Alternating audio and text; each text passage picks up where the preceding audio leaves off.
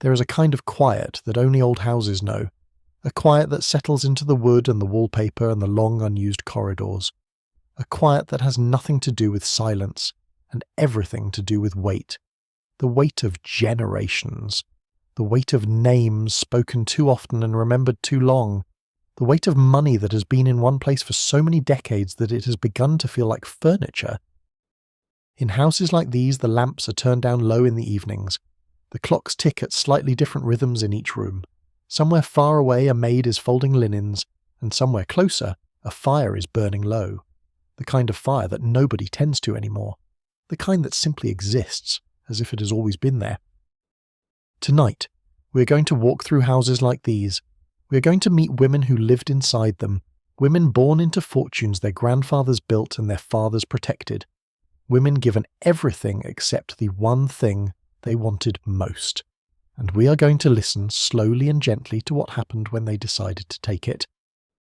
If you enjoy listening to sleep stories like this, subscribe. I post stories like this weekly. Before we meet the women themselves, we must first understand the houses. Because in the world of old money, the house comes first. The house is older than the daughter. The house was here before her, and it will be here long after she is gone. It is, in a sense, the true heir. Imagine a long carriage drive lined with elm trees. The horses have just rounded the final bend and the house comes into view. It is not a house, really. It is something closer to a small kingdom.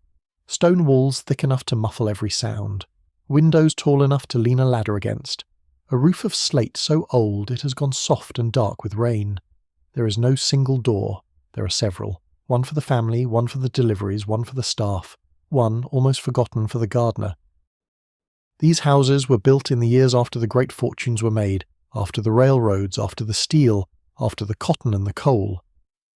The men who made the money did not live to enjoy it. They were too busy. They woke before dawn and went to bed after midnight, and they died at desks. It was their wives, and later their daughters, who inherited the houses.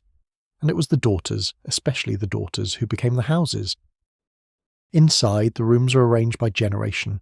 The oldest rooms, near the front of the house, are the ones the grandfather designed. They are heavy with dark wood. The chairs are wide enough to seat two. The fireplaces are deep enough to walk into. There are portraits on the walls of men in stiff collars and women in stiffer dresses, and nobody in the family quite remembers who all of them are. The middle rooms, added later, are lighter. The wallpaper is softer. There is a piano nobody plays anymore, and there are books on the shelves that have not been opened in 40 years. The newest rooms at the back of the house were built for the children who never came, or who came and went too soon. A house like this has its own rhythm. In the morning it wakes slowly. The kitchen is the first room to stir. The cook arrives before the family and she lays out the breakfast things on the long oak table. Eggs in a covered dish. Toast under a silver dome. A pot of coffee strong enough to keep a man awake for a week. The family comes down in shuffles and silences. They do not speak much in the mornings. They never have. By midday, the house has settled into its long, quiet hum. The maids are upstairs changing the linens. The gardener is outside trimming the hedges. The mistress of the house, if she's still alive, is in the morning room with her letters and her tea. The daughters, if there are daughters, are wherever they want to be. There is no real schedule, there never is. The days drift the way leaves drift on a still pond. In the afternoons, the light slants long through the tall windows. It catches the dust in the air and turns it gold. The rooms grow warm. The dogs find their favourite spots on the rugs. Somewhere, a clock chimes the half hour, and somewhere else, a different clock chimes the hour, and nobody notices that they disagree. The evenings are the longest part of the day. Dinner is served at 7, always at 7. The dining room is too large for the family who eats in it, and the candles flicker against the dark wood, and the silver gleams, and the food arrives in courses that are too many for hunger and just right for habit. After dinner, the family retires. The men to the library, the women to the drawing room, the girls to wherever the women are. And then, at last, the house grows quiet. The lamps are turned down. The fires burn low. The maids climb the back stairs to their narrow rooms. The dogs settle.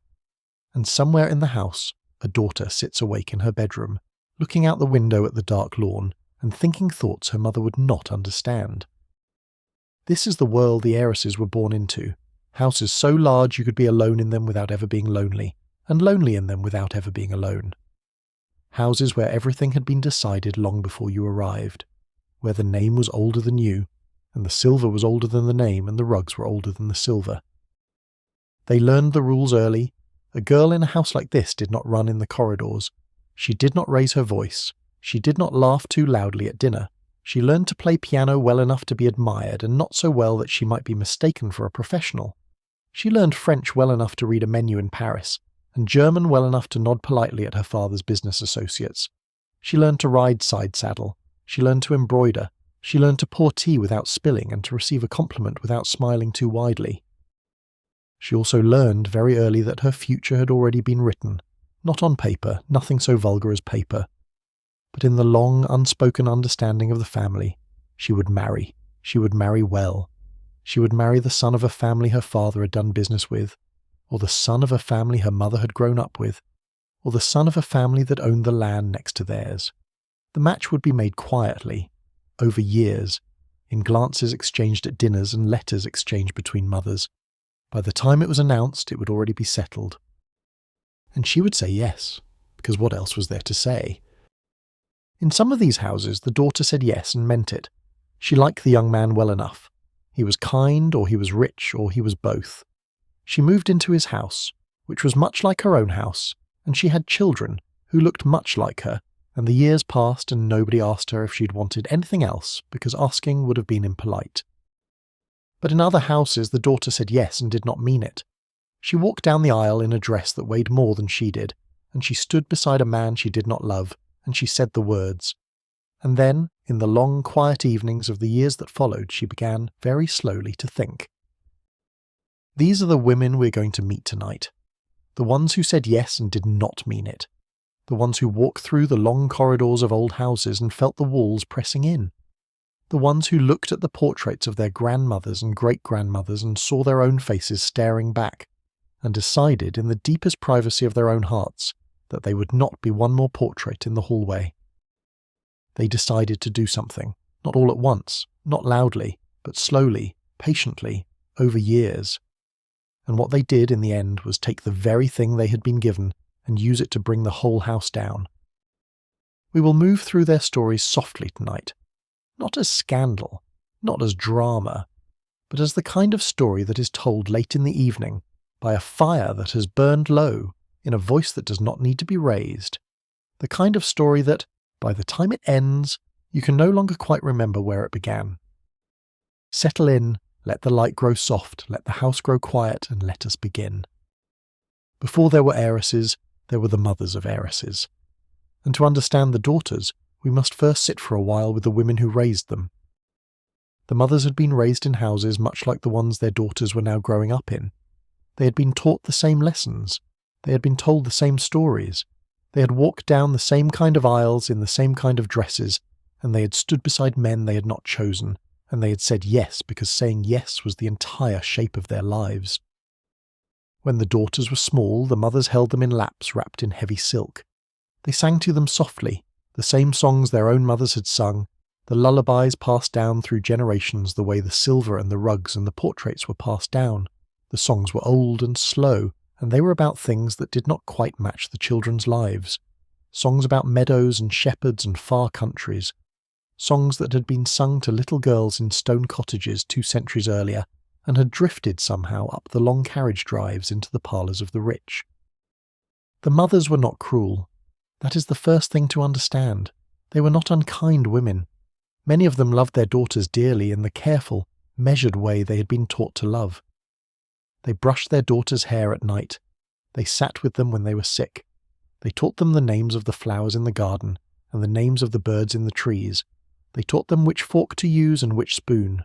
They taught them, with infinite patience, how to be the women they themselves had become. But love, in these houses, was not a thing you said out loud. It was a thing you wove into the fabric of the day. It was in the warmed milk left by the bed when a child was sleepless. It was in the choice of fabric for a new dress. It was in the small, careful gifts at Christmas, wrapped in paper that had been saved from the year before. The mothers had learned not to use the word because their own mothers had not used the word, and somewhere, long ago, a woman had decided that to speak love aloud was to risk it. So the daughters grew up knowing they were loved without ever quite being told. They grew up knowing they were also, in some deeper way, being prepared. The preparation was constant. It was in every lesson, every meal, every walk through the garden. Sit up straight, lower your voice, do not interrupt, do not laugh at that, do not say that, do not want that. There was, in particular, the lesson of wanting. The mothers had learned in their own girlhoods that to want something openly was the most dangerous thing a girl could do. To say, I want this dress, or I want to go to that party, or I want to marry that boy, was to invite refusal. And refusal in these houses was a thing that could last a lifetime. A girl who had been refused once learned not to ask again. So the mothers taught their daughters, very gently, not to ask at all. To shape their wanting into something quieter. To learn the trick of looking at a thing and waiting patiently to see if it would be given. And many of the daughters learned. They learned it so well that by the time they were grown they could no longer quite remember what they had originally wanted. The wanting itself had been folded up and put away, like a dress that no longer fit, in a drawer that nobody opened anymore. But not all of them. Some of the daughters, even as small girls, held on to the wanting. They did not show it. They had been taught too well for that. But they kept it, somewhere deep inside, and they tended to it the way one tends to a small secret garden, hidden behind a wall. The mothers, if they noticed, did not say anything. They had learned not to speak of such things, and besides, the daughters were so well behaved. They sat up straight, they lowered their voices, they did not interrupt. The wanting, if there was any, did not show. The afternoons in these houses were long and slow. The mother and the daughter would sit together in the morning room, the light coming in through the tall windows, the fire crackling softly in the grate. The mother would be at her desk writing letters. The daughter would be in the window seat with a book or a piece of embroidery or simply her own thoughts. They would not speak much. They did not need to. The companionship of women in old houses was a wordless companionship. They moved around each other like two slow planets, each with its own orbit, neither colliding nor quite touching. Sometimes, in those long afternoons, the daughter would look up from her book and find her mother already looking at her. Not with disapproval, not with concern, with something else, a kind of quiet recognition, as if she were looking at her own younger self and remembering something she had not let herself think about in a very long time. And then the mother would look away, back to her letters, and the moment would pass, and neither of them would mention it. There were rituals in the mother-daughter days. The morning walk through the garden, when the dew was still on the grass and the air smelled faintly of cut wood from the kitchen fires.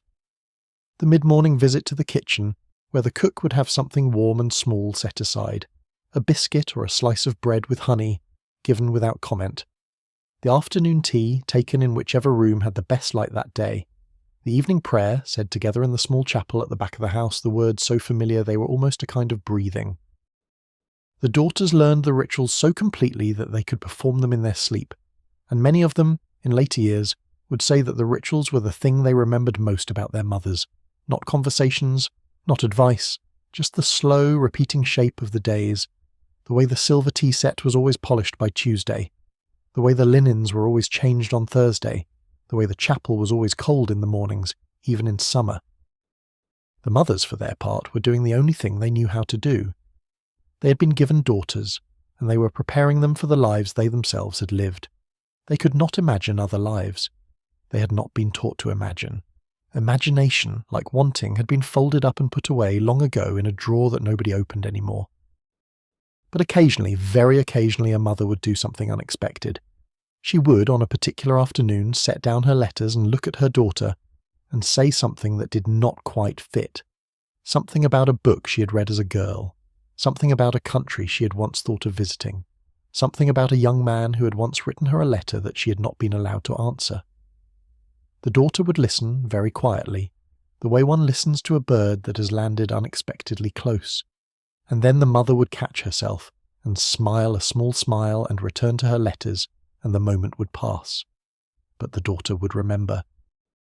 Years later, when the daughters were grown, when they were themselves walking down aisles in heavy dresses, those small, half-spoken moments would return to them. They would remember the book their mother had mentioned, the country, the young man. They would understand, suddenly and without being told, that their mother had wanted other things too, that their mother had been a girl once with a secret garden of her own, that the silence between them, all those years, had not been emptiness. It had been a shared knowing, too painful to speak out loud. Some of the daughters, when they understood this, found themselves filled with a great tenderness toward their mothers. They understood that their mothers had loved them as well as they had known how, that the rituals and the silences had been the only kindnesses available in a world that had not allowed for larger ones. And these daughters, in turn, became gentle women who lived their gentle lives and folded up their own wantings and passed them to their own daughters in the same careful, wordless way. But other daughters, when they understood, were filled with something else. Not anger, exactly. Anger was too sharp for these slow, well-furnished lives. Something quieter than anger. Something that felt, in the chest, like a slow turning.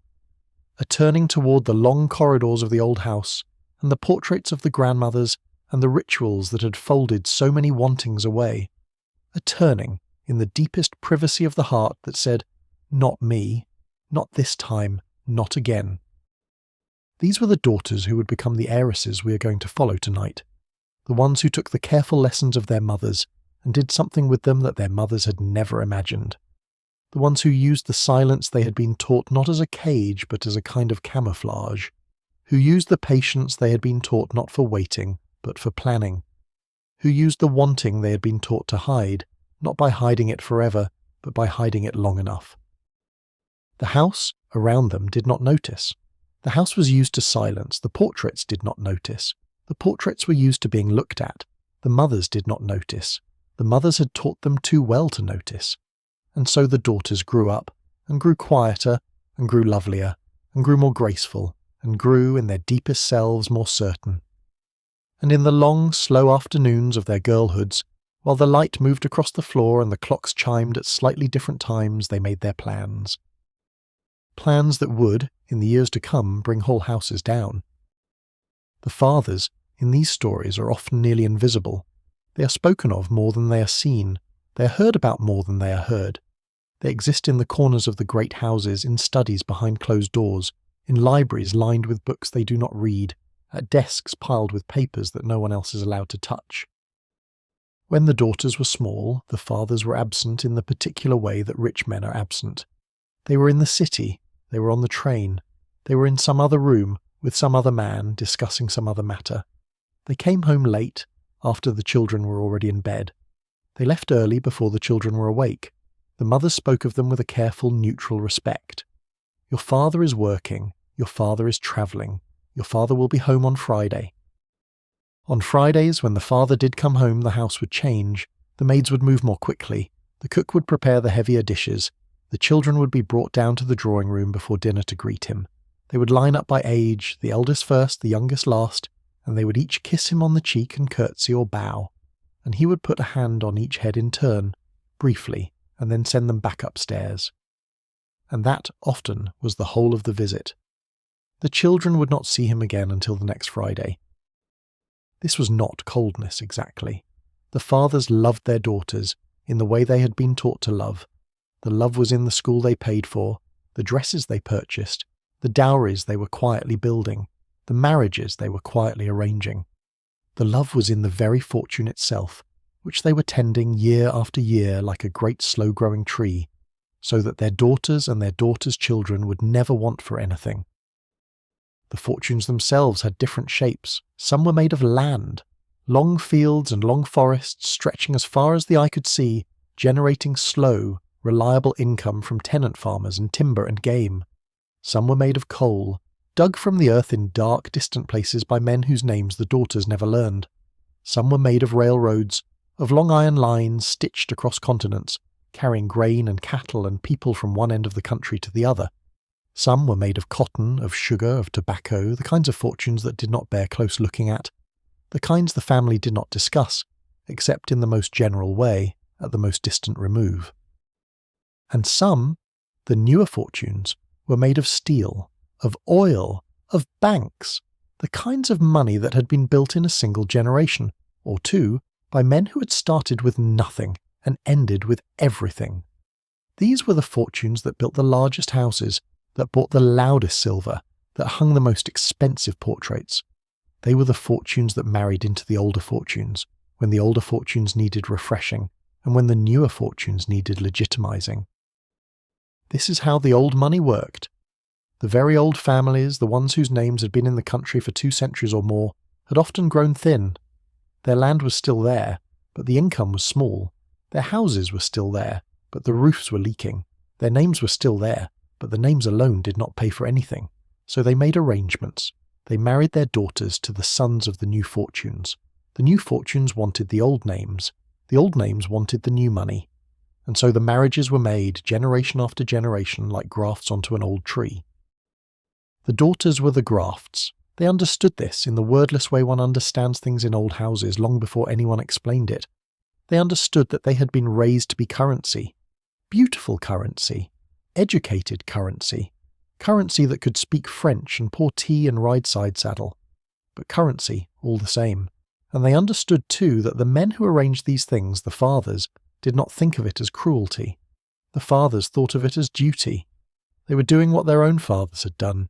They were tending the great tree. They were protecting the long, slow fortune. Picture, for a moment, one of these fathers in his study. The study is on the ground floor of the great house, with windows looking out over the lawn. The walls are lined with leather-bound books that have been there since before he was born. The desk is enormous and dark and polished and covered with papers. There is a green lamp on the desk, the kind with a heavy brass base. There is a fire in the grate, even though the room does not need a fire. There is a decanter of brandy on a small table by the window with 2 glasses, even though he almost never drinks. He's a man in late middle age. His hair is mostly grey. His face is lined but still strong. He wears a suit, even at home, even on Sundays. He's reading a letter. The letter is from another father, in another great house, about another arrangement. There is a son, the letter says, who has come of age. The son has finished his studies. The son will be coming to visit in the spring with his mother. The 2 families have not seen each other since the funeral last year, but the connection is an old one, and the time has come. The father in the study reads the letter twice. He sets it down. He looks out the window. He thinks of his daughter, who is 16 now, almost 17. He has not really looked at her in months. He has seen her at dinners, at chapel, at the occasional family gathering. But he has not really looked. He tries to picture her face. He can picture only her childhood face, the round, soft face she had when she was 6, 8, 10. He cannot quite picture the face she has now, the face of the young woman she is becoming. He picks up the letter again. He reads the son's name. He has met the son once, years ago, at some other house, at some other gathering. The son had been a thin boy, polite, quiet, with his mother's eyes. The father in the study has heard since then that the son has grown into a serious young man, hard-working, devoted to the family business. The match would be a good one. The 2 fortunes would join. The 2 names would be linked. The long, slow tree would grow another branch. He writes a reply. He says he would be delighted to receive the son and the mother in the spring. He says his daughter is well and growing into a young woman of whom they are very proud. He says nothing about love. Love is not the language of these letters. The letters are about families, and about names, and about the long, slow tending of the long, slow tree. He seals the letter. He puts it in the tray for the morning post. He pours himself a small glass of brandy, the first one in weeks, and he stands by the window and watches the dusk fall over the lawn. He does not think of himself as a hard man. He does not think of himself as a cold man. He thinks of himself as a careful man, a responsible man, a man doing his duty. He believes, with all the quiet conviction of his class, that he is acting in his daughter's best interest. The young man is from a good family. The young man has prospects. The young man will give her a stable life, a respectable life, a life in a house much like the one she grew up in. What more, the father thinks, could a girl possibly want? And here, in this study, with the lamp on the desk and the fire in the grate and the brandy in the glass, is the moment that the daughter's life pivots, although she does not know it yet. She is in another part of the house, in her bedroom, brushing her hair in front of the mirror, thinking of something else entirely. She does not feel the pivot. The pivot is felt only by the father, who does not realize that he is feeling it, because he believes he is only writing a letter. In the years to come, the daughter will remember this evening. Not the evening itself, which is unremarkable, but the season, the spring that followed, the visit, the young man who arrived with his mother, polite and quiet and serious, the walks in the garden, the dinners in the long dining room, the careful watching mothers, the careful calculating fathers, the way the engagement was announced without ever really being asked, the way she said yes because saying anything else had not been imagined. She will remember all of this in the years to come with a strange clarity, as if she had been awake for it and asleep for it at the same time. She had stood at the altar in her heavy dress, and she had said the words, and she had walked back down the aisle on the arm of a man she did not know. And then she had moved into his house, which was like her own house, and she had begun the long, careful work of being his wife.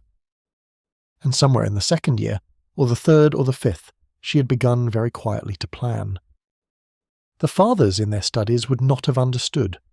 The fathers would have thought the marriages were settled, the fortunes joined, the branches grafted, the tree growing.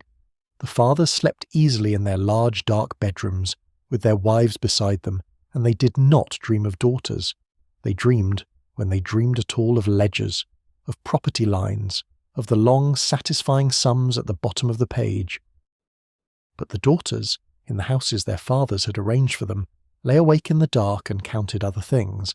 They counted the years they had been married, they counted the rooms in the new house, they counted the servants, they counted the silver, they counted the things that were now theirs by marriage, by law, by the slow workings of inheritance and dowry and settlement, and they made, in the dark, the long, slow calculations that the fathers had taught them without ever meaning to. If you give a woman a mind sharp enough to be useful to her husband, she will use it. If you give her access to a house full of valuable things, she will know what they are worth. If you teach her, all her life, the patience and the silence of old money, she will be patient and silent for as long as she needs to be. And if you have given her at the same time a reason, she will in time do something with all of it that you did not foresee. The fathers had given them reasons. The fathers had given them without meaning to the long, careful lessons of revenge, slow revenge, patient revenge, the kind of revenge that takes a generation to ripen, the kind that, by the time it comes to fruit, has folded itself so completely into the family that nobody can quite say when it began. These are the revenges we are going to follow tonight. Not the loud ones, not the ones that ended in courtrooms and headlines, though there were some of those too. The quiet ones. The ones that ended in empty houses and unsold paintings and silver melted down for the metal alone. The ones that began in fathers' studies and ended decades later, with whole dynasties simply gone. Let the fire burn low. Let the light grow soft. There is no hurry tonight. We have all the time in the world. Let us begin with one of them, not the most famous, not the most dramatic, just the first in a particular line of women who chose particular kinds of lives. We will call her Adelaide. The name is not important. The names in these stories are interchangeable. What matters is the shape of the life. Adelaide was born in 1872 in a great house on a long lawn, the youngest of 4 daughters. Her father had made his fortune in railroads. Her mother had been born into a fortune in shipping. By the time Adelaide arrived, the family money had been folded together for 2 decades, and the household ran like a small, well-oiled country. There were 36 rooms. There were 14 servants. There was a stable with 8 horses, and a garden with 3 glass houses, and a chapel with its own resident chaplain, who came on Sundays in a black coat that smelled faintly of lavender.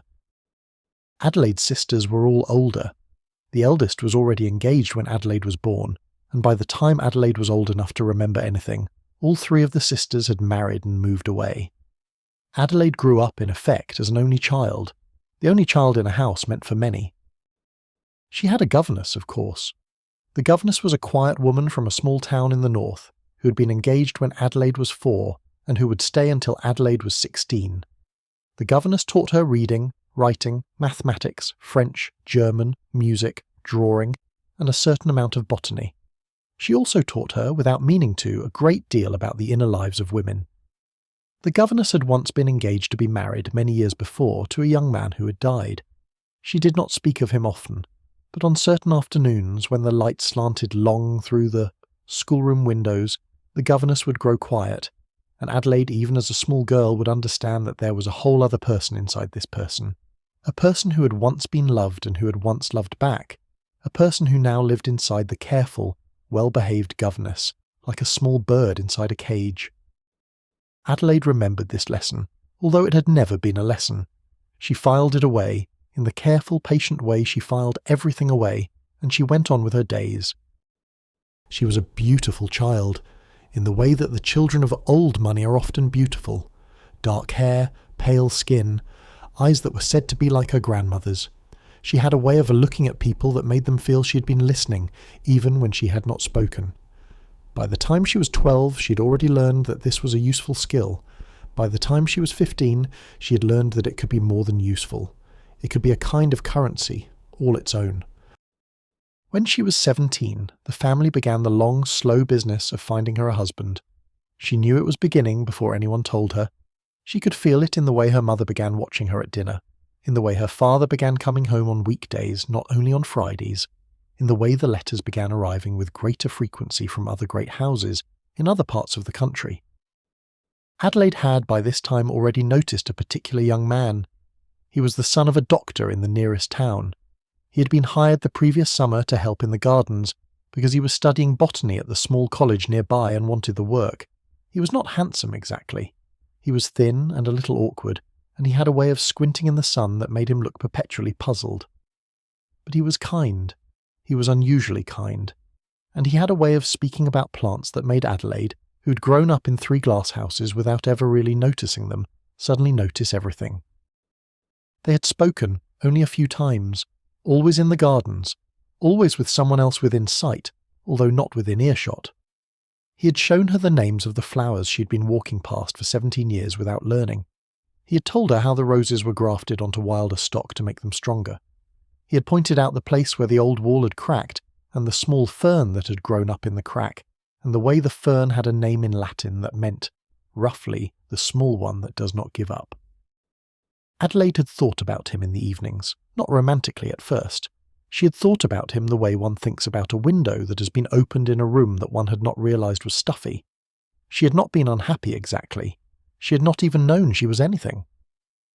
But the young gardener had named some of the air, and now she could feel it on her skin.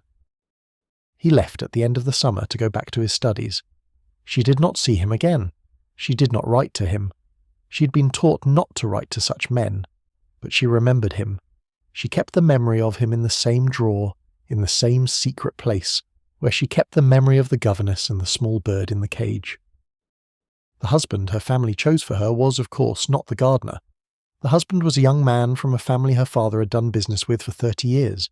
He was 26. He was tall. He was handsome in a smooth, untroubled way. He had been to all the right schools. He spoke French with a perfect accent. He had inherited recently an iron foundry from an uncle who had died without children.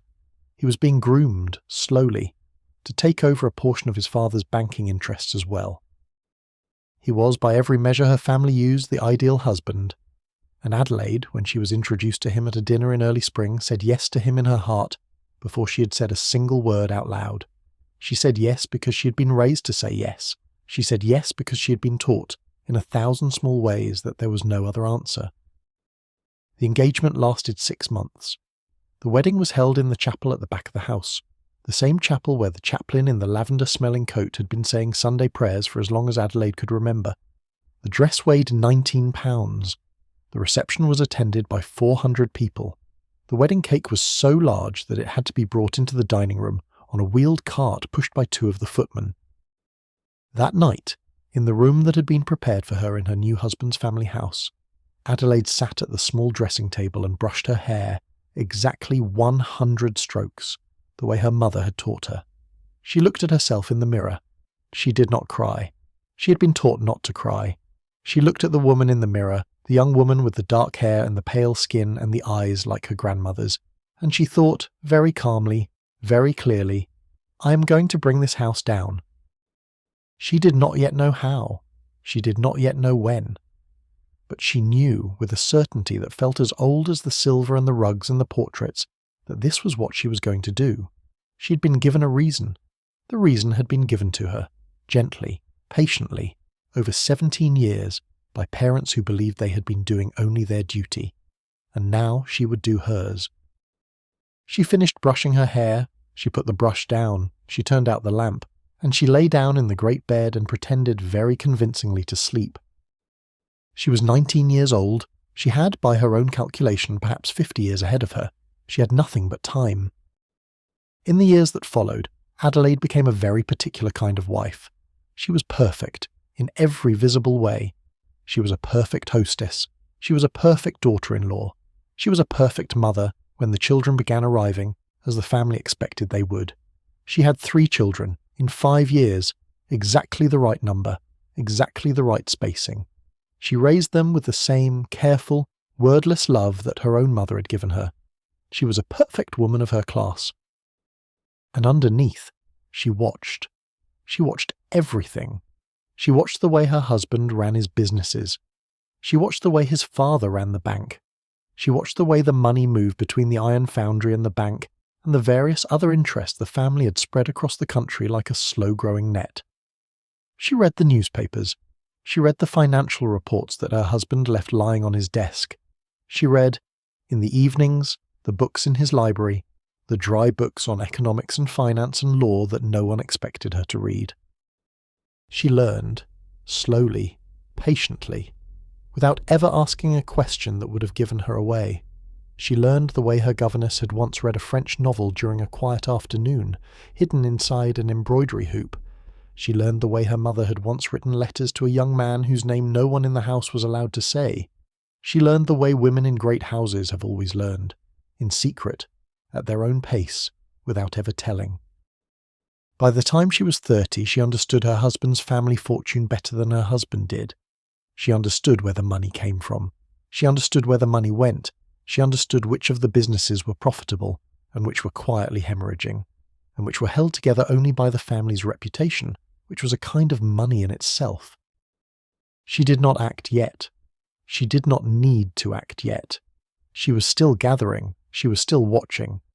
And besides, there were children to raise, and dinners to host, and the long, slow rhythm of the household to maintain. The plan, whatever it would turn out to be, could wait. It is in this long waiting that we will leave Adelaide for tonight. She's 30 years old, she's married, she's the mother of 3, she's the perfect wife of a wealthy man in a great house. She's also, in the deepest, quietest part of herself, a woman building a fire very slowly that will eventually burn the whole house down. But we have time. We have all the time in the world, and there are other women to meet first. The second of the daughters we will follow tonight was born almost 20 years after Adelaide, in a different part of the country, in a different kind of great house. Let us call her Cordelia. Again, the name is borrowed for our purposes. The shape of the life is what matters. Cordelia's family had made its fortune in steel, not the old steel, the slow steel of small foundries and local markets, but the new steel, the great steel, the steel that built bridges and railways and the tall buildings that were beginning, in those years, to push up into the skies of the great cities. Her grandfather had been the founder, her father had inherited, her father's brothers had been brought into the business, and her father's cousins, and her father's cousins' sons, until the family was, in effect, a single great organism, all bound to the same fortune, all dependent on the same long, slow turn of furnaces and rolling mills and freight cars. Cordelia was born in 1890. By the time she was old enough to remember anything, her family had built a new house, on a hill, just outside one of the great industrial cities. The house was enormous. It had 80 rooms. It had its own electric generator, which was a marvel in those years. It had its own ice house and its own brewery and its own dairy and its own farm, although the farm produced almost none of what the kitchens actually used, because the kitchens preferred to buy from the best suppliers in the city. The farm was, in effect, a kind of decoration, a long, slow, expensive decoration. Cordelia was the only daughter in a family of sons. She had 4 brothers. They were all older. They were all being raised from infancy to take their eventual places in the steel business. They had tutors who taught them mathematics and engineering. They had tutors who taught them the names of every mill, every contract, every piece of equipment the family owned. They had been taken, as small boys, on long tours of the mills themselves, where they had seen the great furnaces glowing and the great wheels turning, and the great rivers of molten metal pouring into moulds. Cordelia had been taken too once when she was 9. It had been a kind of mistake in the family memory. She had insisted with a child's insistence that she be allowed to go. Her father, who was a softer man than his fortune would suggest, had agreed. So she had gone, in her small white dress, holding her father's hand into the long dark mill. She had seen what her brothers saw, the great furnaces, the great wheels, the rivers of molten metal. She had seen the men too, the men who work the mills, the men with faces dark with soot and eyes red with the constant heat, the men who looked, when they looked up at her at all, with an expression she did not yet know how to read. She had said nothing on the way home. She had said nothing at dinner. That night, in her small bed in the nursery, she had lain awake for hours with her eyes open, looking up at the ceiling, where the gas lamp on the wall threw a slow pattern of moving shadows. She had not been frightened exactly. She had been something else, something for which she had no word then. She would have a word for it later. The word was understanding. She understood for the first time what the family money was made of. She understood that it was not really made of furnaces or wheels or rivers of metal. It was made of the men with the dark faces and the red eyes, the men whose names her family did not know, the men who came home, at the end of the long shifts, to small houses in the city, where they ate what they could afford and slept what they could manage and went back the next day to the great furnaces. She did not, at 9, decide anything. She was too young for deciding. But she stored the night away, in the careful drawer where she stored other things, and she went on with her childhood. Her childhood after that was much like Adelaide's. The governess, the piano lessons, the riding lessons, the careful preparation for the careful future. The only differences were the size of the house, and the number of brothers, and the fact that the fortune was so much newer, and the family so much more conscious of its newness. Old money, Cordelia learned, did not need to prove itself. Old money simply was. New money, even very large new money, had to be displayed, had to be made visible, had to be installed in the form of houses and parties and yachts and racehorses and museums and libraries that bore the family name in stone above the door. Cordelia grew up surrounded by display. The house itself was a display. The 80 rooms were a display. The ballroom, which was almost never used for actual balls, was a display. The art collection, which had been assembled by an agent in Europe over the course of 15 years, was a display. The library, which contained almost no books anyone had ever read, was a display. Everything in the house was on display, and Cordelia, as the only daughter, was the most on display of all. She was dressed from the time she was small with great care. Her clothes were ordered from Paris twice a year. Her hair was arranged by a maid whose only job was to arrange Cordelia's hair. Her presence at the family's large gatherings was managed by her mother with the same careful eye that her mother brought to the placement of the floral arrangements. Cordelia was beautiful. Cordelia was charming. Cordelia was the public proof that the family had arrived. She understood all of this. She understood it the way a fish understands water, without ever quite needing to think about it. And she also understood, in the deeper, older part of herself, that she was a kind of decoration, much like the family farm. She produced very little of what the family actually used. She was a long, slow, expensive decoration. When she was 18, the family began the search for her husband. The search was conducted with great seriousness, because Cordelia, as the only daughter of a great steel fortune, was considered a very valuable match. The family hoped, and indeed expected, that she would marry into an older family, a family with an older name, a family that would, in effect, polish the newness off the steel fortune, the way one polishes the rust off a piece of iron. A great deal of strategy went into the search. Cordelia's mother, who had become, over the years, very accomplished at this kind of thing, made several long trips to the older parts of the country, where the older families lived. She attended dinners, she attended weddings, she attended the funerals of distant relatives she'd never met. She came home with reports. There were 3 families that seemed promising. There were 2 young men who seemed particularly suitable.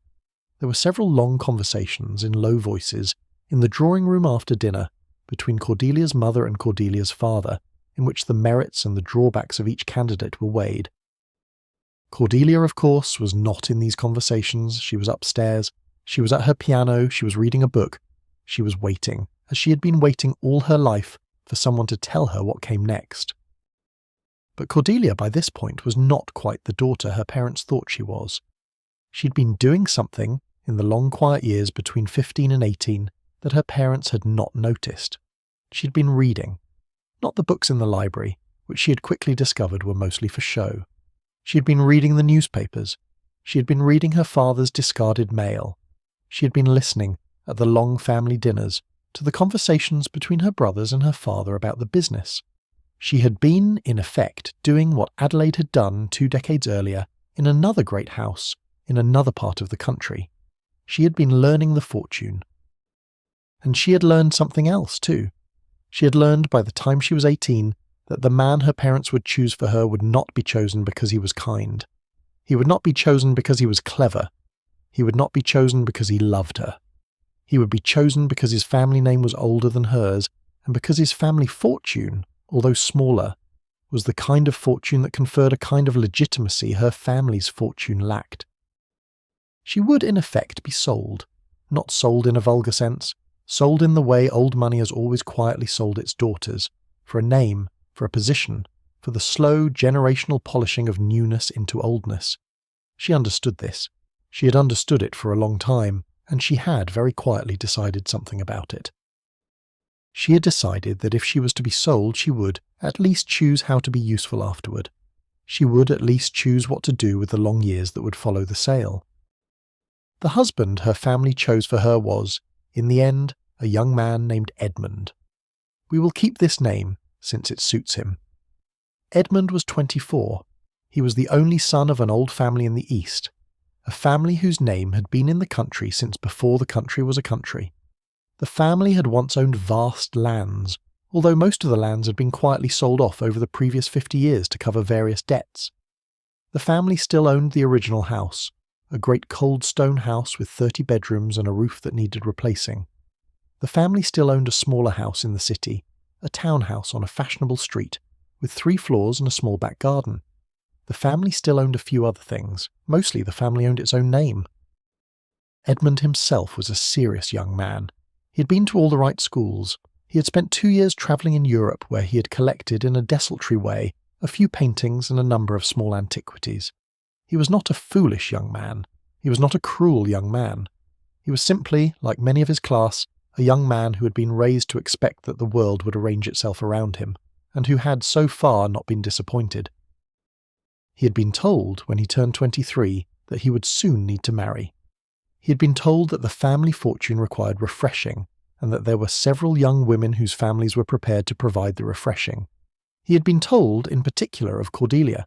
He had been shown a photograph. He had agreed, in the calm, untroubled way of his class, that she seemed suitable. The introduction was arranged. The visits were paid. The engagement was announced. The wedding was held in the city, in the largest church in the most fashionable neighbourhood, with 800 guests, 3 orchestras, and a reception that lasted until 3 in the morning. Cordelia, in her wedding dress, looked exactly as beautiful as her family had hoped. She smiled when she was supposed to smile. She said her vows in a clear, steady voice. She danced with her new husband in the long ballroom of the hotel her family had rented for the reception. She accepted, with grace, the congratulations of 800 people, most of whom she did not know. And in the carriage on the way back to the townhouse that would now be her home, sitting beside her new husband with her gloved hands folded in her lap, she made the same quiet decision that Adelaide had made 20 years earlier in another room in another city. She decided that she would eventually bring this house down, not the townhouse, not the country house, not Edmund himself, although Edmund would in time become a part of what fell. She would bring down the whole long structure, the whole slow tree, the whole carefully grafted arrangement by which old families bought new fortunes and new fortunes bought old names. She would, given enough time and enough patience, find a way to end it. She did not yet know how. She did not yet know when. She had, by her own calculation, perhaps 50 years ahead of her. She had nothing but time. In the months and years that followed, Cordelia became, like Adelaide before her, a very particular kind of wife. She was beautiful. She was gracious. She was politically useful. She accompanied her husband to every event that mattered. She befriended every wife who could be of use. She became, in the eyes of the city, the very model of what the new money and the old money were supposed to produce when they were properly joined. And underneath, she watched. She read. She learned. She kept careful, private records in a leather notebook she kept in the bottom drawer of her dressing table, of every piece of information she gathered. The locations of the family properties, the names of the lawyers and bankers and trustees, the amounts of money that flowed in each direction, and on what schedule and for what purposes. She learned, in short, the architecture of the fortune she had married into. She learned, too, the architecture of her husband. Edmund was not a bad man. He was in many ways easier to live with than she had feared. He was polite, he was respectful, he was rarely at home, which she counted as a kindness. He had, she gradually discovered, his own private life, conducted quietly, in the way men of his class conducted such things, and he extended to her, in return, the same quiet courtesy, asking her no questions about her own evenings. They lived, in effect, as two well-mannered strangers under the same roof, and they made, between them, the appearance of a perfect marriage. She had, by the family's expectation, 2 children, a boy and a girl. The boy was named after Edmund's grandfather. The girl was named after Cordelia's mother. Cordelia loved them. She loved them with a slow, careful love that surprised her sometimes by its depth. She had not expected to love anything in this house, but she loved her children. And it was, in part, because she loved them, that she became more certain, not less, of what she was going to eventually do. Because she did not want them to live, as adults, in the world she'd grown up in. She did not want her son to be the next Edmund, polite and untroubled, and incapable of imagining anything beyond his inheritance. She did not want her daughter to be the next Cordelia, sold for a name, married for a fortune, kept for decoration. She wanted, with a clarity that grew sharper every year, for the long, slow tree to stop, for the grafting to stop, for the whole great quiet machine of old money and new money to come somehow to an end. And if it could not come to an end for everyone, then at least somehow for her own family. She would think about this in the long evenings in the small sitting room she had claimed for herself on the 2nd floor of the townhouse. She would sit by the fire with her embroidery in her lap, and she would not embroider. She would simply sit and watch the fire and think. The children would be asleep upstairs. Edmund would be out, or in his own study at the back of the house. The servants would have retired. The clocks would chime at slightly different times, in different rooms, and Cordelia would sit and think and plan. We will leave her there for now. We have other women to meet. We have all the time in the world. Now we enter what these women, looking back on their lives much later, would come to call the quiet years, the long middle stretch after the wedding and before the unraveling, the years in which, to anyone watching from outside, nothing was happening, the years in which, inside, everything was happening. The quiet years are the most important part of these stories, and the part that is the hardest to tell, because the quiet years are not made of events, they are made of accumulations, they are made of the slow, patient gathering of small things which would not have meant anything if they had been gathered all at once, but which, gathered slowly over decades, came to mean a great deal. In the quiet years, Adelaide raised her 3 children. The eldest was a boy named for her husband's father, the middle was a girl named for her own mother, the youngest was another girl, named for Adelaide's grandmother.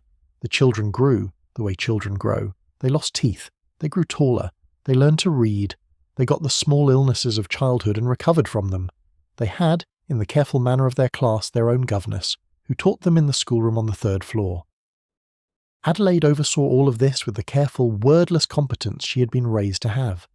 She knew the children's bedtimes, she knew their favourite foods, she knew which of them was afraid of the dark and which of them was afraid of dogs and which of them was afraid, even at 7 years old, of being seen crying. She loved them. She loved them more than she had thought it possible to love anything, and she watched, with a careful, quiet eye, the ways they were already beginning to become the men and women her husband's family expected them to become. She did not interfere, not yet. Interfering in the obvious sense would have given her away. She let the eldest boy attend the schools her husband's family had chosen. She let the middle daughter take the lessons her mother-in-law had arranged. She let the youngest daughter, who was the most like Adelaide herself, drift quietly through the rooms of the house, as Adelaide had once drifted, watching everything, saying very little. And in the meantime, she gathered. She gathered information, the way her mother had once gathered seeds for the garden. She read every letter her husband left on his desk. She listened to every conversation he had with his lawyers in the small library at the back of the house. She became friendly, very gradually, with the wives of his business partners, the kind of women who, after a few glasses of wine, would tell her things their husbands had told them about the family fortunes. She learned the geography of the money, which banks held what, which properties were held in whose name, which of the businesses were quietly losing money year after year and being propped up by the slow income of the larger holdings. She also gathered allies, not many, just a few women scattered across the country in other great houses who were, like her, more than they appeared to be. They corresponded over the years in letters that, to any outside reader, would have seemed entirely innocent.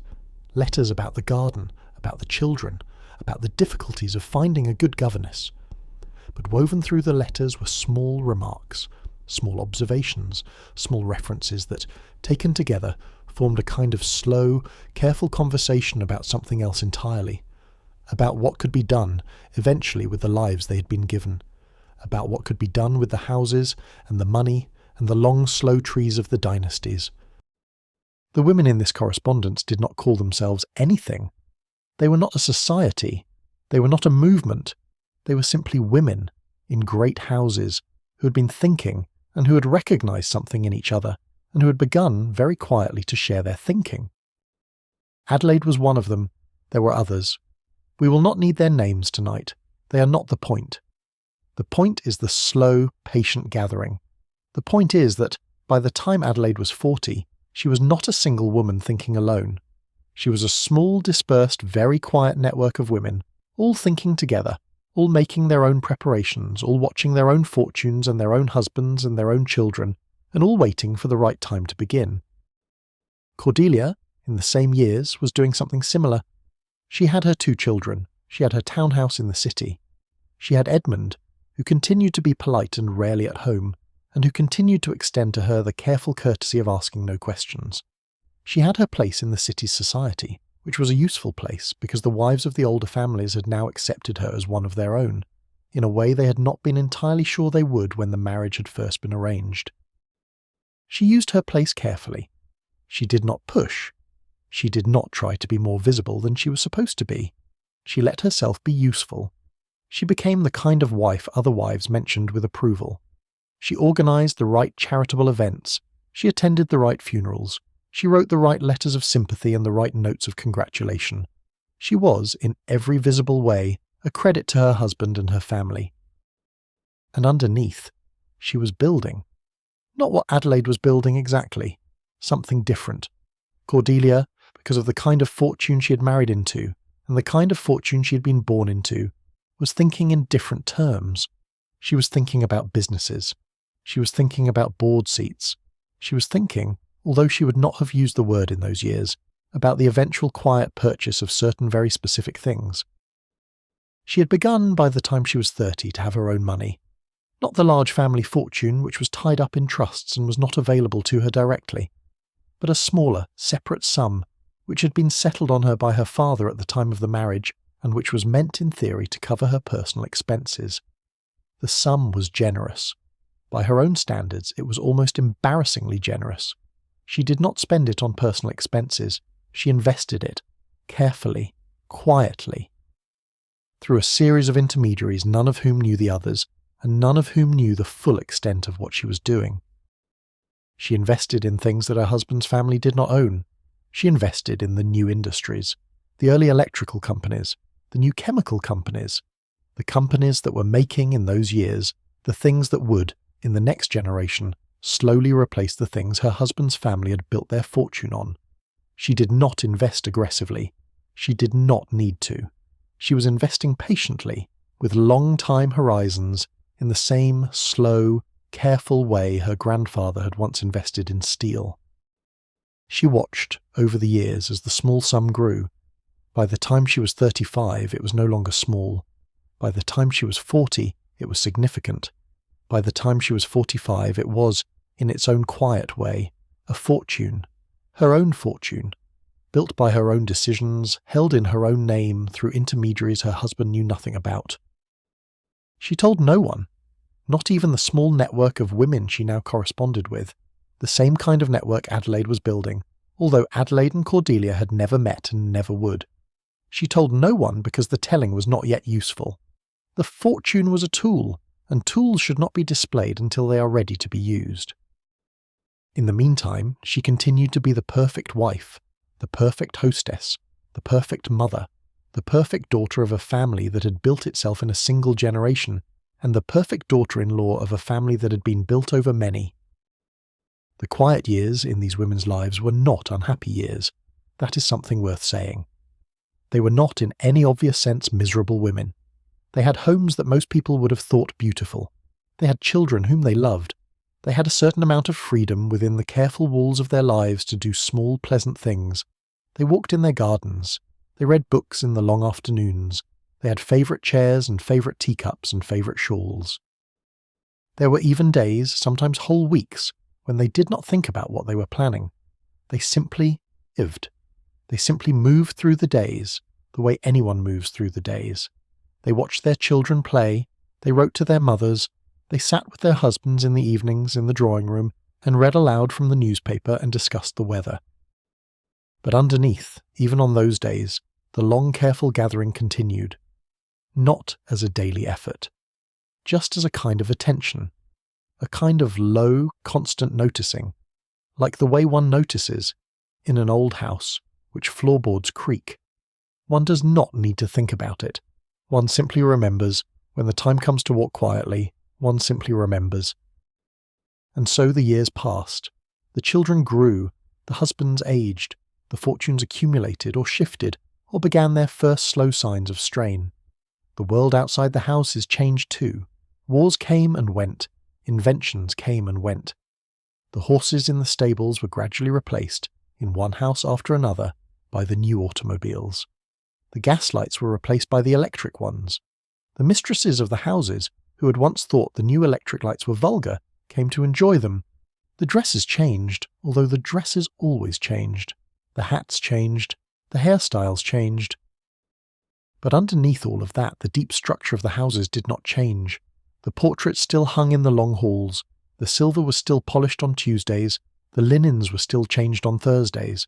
The chapel still smelled in some of the houses faintly of lavender. The long, slow tree of old money and new money continued to grow, generation after generation, branch after branch. And the women, in the deepest privacy of their own lives, continued to plan. We will leave the quiet years now. We will let them rest. They were long. They were patient. They were, in their way, beautiful. And they were also, although nobody could see it yet, the foundation on which everything that would happen next was going to be built. The first sign that something was changing in any of these houses was not a dramatic sign. It rarely is. Great fortunes do not fall the way trees fall, with a great cracking noise and a sudden tumbling. They fall the way large stone houses fall, when no one has tended them for too long, slowly, from the inside, in small things first, a crack in a wall, a leak in a roof, a door that no longer closes quite right. The first crack in Adelaide's husband's family fortune appeared in the autumn of her 42nd year. It was a small crack. It came in the form of a letter from a bank.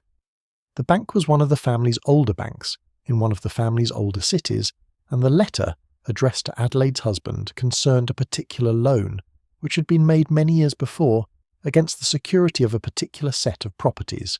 The loan was being called. It was not a large loan by the standards of the family fortune. It was, in fact, almost laughably small in comparison with the total holdings. But it had been made originally on the assumption that it would never need to be called.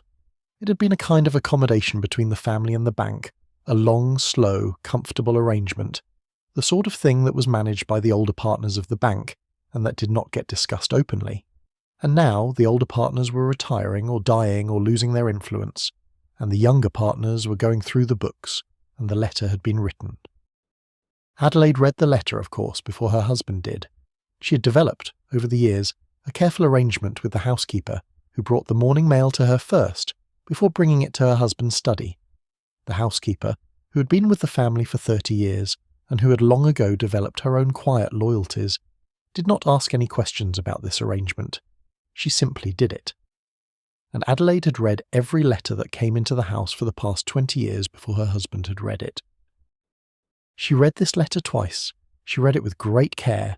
She understood immediately what it meant. It did not mean that the family was in trouble. The family was not in trouble. The loan would be paid. There was plenty of money to pay it, but the calling of the loan was a signal. It was the kind of signal that, in her years of watching, she had learned to recognize. It meant that the careful, comfortable arrangements of the older generation were beginning to come apart. It meant that the family's reputation, which had once been enough to keep certain doors closed and certain letters unwritten, was no longer entirely sufficient. She placed the letter back in its envelope.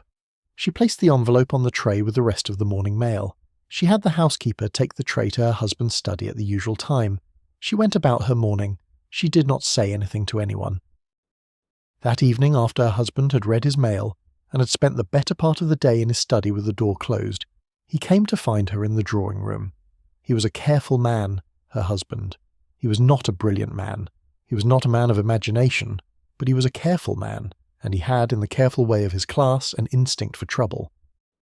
He told her about the letter. He told her the bank was being difficult. He told her there was a small matter of an old loan, nothing serious, but he would be travelling to the city the following week to deal with it personally. He told her not to worry. He used the careful, soothing tone he had been trained to use when speaking to women about money. Adelaide listened. She nodded at the right moments. She asked the right questions. She expressed at the right point the right amount of mild concern. She did not let him know that she had already read the letter. She did not let him know that she understood, almost certainly better than he did, what the letter meant. She let him be the head of the family as he had been raised to be, and she let herself be the wife as she had been raised to be. But that night, in her own room, with the door locked and the curtains drawn, she sat at her small desk and she made an entry in the leather notebook she had been keeping for 20 years. She noted the date, she noted the bank, she noted the amount of the loan, she noted the date by which it had to be paid, and she noted in the small, neat hand she had been writing in since she was a girl that this was the first crack. She underlined the word first. She knew, although she had not yet seen any of them, that there would be more. Cracks in great fortunes do not appear in isolation. They appear in clusters. The bank's letter was not the cause of the trouble. It was the first visible sign of the trouble. The trouble itself, whatever it was, had been there for some time, perhaps for years, slowly working its way through the structure of the family's holdings. In the months that followed, more letters came, more signals, more small, careful indications that the comfortable arrangements were coming apart. A long-standing supplier raised its prices. A long-standing buyer reduced its orders. A regulatory question was raised about a process at one of the foundries, a question that, in the old days, would never have been raised. The newspapers, which had once written about the family in tones of polite respect, began to write in tones of polite curiosity, not yet hostile, not yet, but curious. The kind of curiosity that, in the world Adelaide had been raised in, was the first stage of decline. Adelaide watched all of it. She noted all of it. She did nothing. Doing nothing was, in fact, the most important part of her plan, although she would not have called it a plan because the word implied a clearer outline than she actually had. She had no clear outline. She had only a long, slow disposition, a disposition to watch and to wait and to be ready. When the time came to do something, she would do it.